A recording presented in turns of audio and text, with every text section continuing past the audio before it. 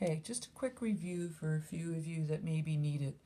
Okay, when we talk about trig, it's really short for trigonometry, and we're talking about right angles and right triangles. And you would have done this, I don't know, maybe in grade 10. Wherever the right triangle is in a triangle, then the side across from it is your hypotenuse. And then we pick an angle, like this corner one down here. And if we're using this corner one down here, then this side is the opposite and this side is the adjacent. Or if you're in French, opposé and adjacent. Usually in physics, the unknown angle we call theta.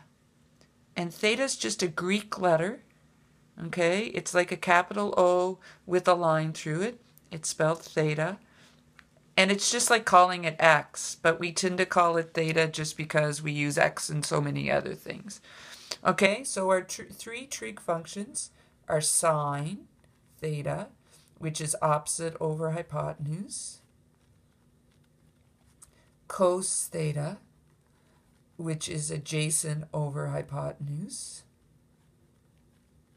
and tan theta, which is opposite over adjacent. Now in first semester grade 11 math, you would have learned the sine law and the cosine law. You do not need these here. Here you need sine, cos, and tan. Sine law and cosine law are for when it's not a right angle triangle.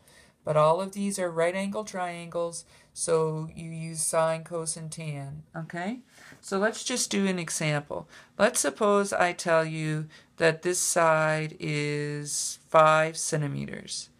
And let's suppose I tell you this side is 10 centimeters. Okay?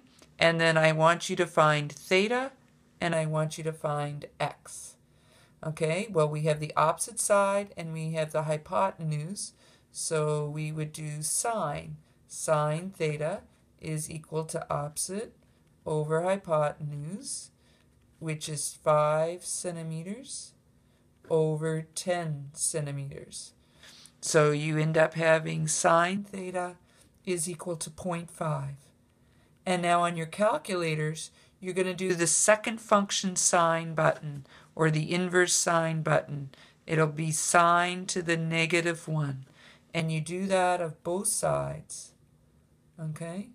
And when you do sine to the -1 of sine theta, you're left just with theta. And when you do it of this side, you should get 30 degrees.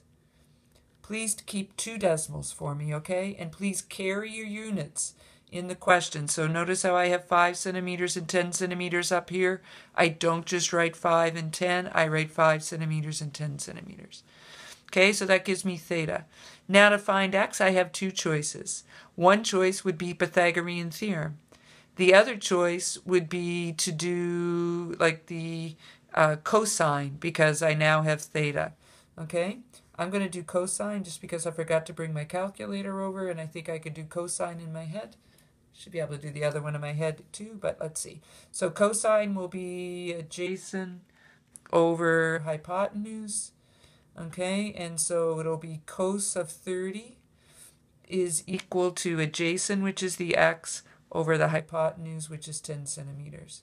So x will be equal to 10 centimeters times the cos of 30. I happen to know the cos of 30 is 0.866, so I multiply that by 10, and I get 8.66 centimeters. Okay? So for the front side of the trig sheet then, you just do exactly this. Okay? Show me the work, write in your units, keep 2 decimals on all of your work. Okay? Tomorrow before you hand it in, we'll address any issues. If you have any problems today while you're working on it, please just post it in the group and I'll answer from there. All right? So good luck. Enjoy your day. Take care.